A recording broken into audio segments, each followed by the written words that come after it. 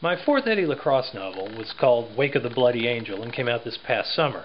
Also this past summer, there was an exhibit at the Minneapolis Science Museum of artifacts discovered from the wreck of the pirate ship Whydah. Now the Whydah is significant because its captain, Black Sam Bellamy, was the loose template for my pirate in the novel, Black Edward Tew.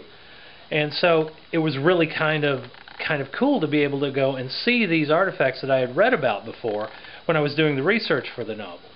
And so I thought you guys, if you enjoy the novel, you might enjoy seeing some of these artifacts as well. So I'm going to share a little of my trip to the Minneapolis Science Museum and some of the artifacts that I saw from the actual ship, the Whydah. She looked up at the ceiling, took a deep breath, and began.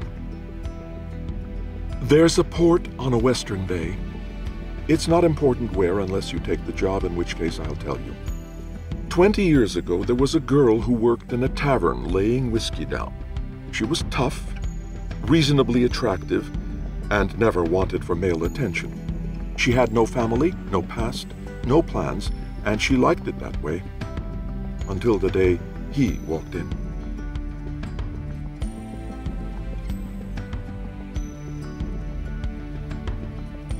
She continued. He stayed in port for a month because of her.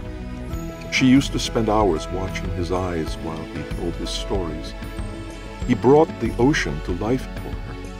She could practically taste the salt spray and feel the waves crash against her.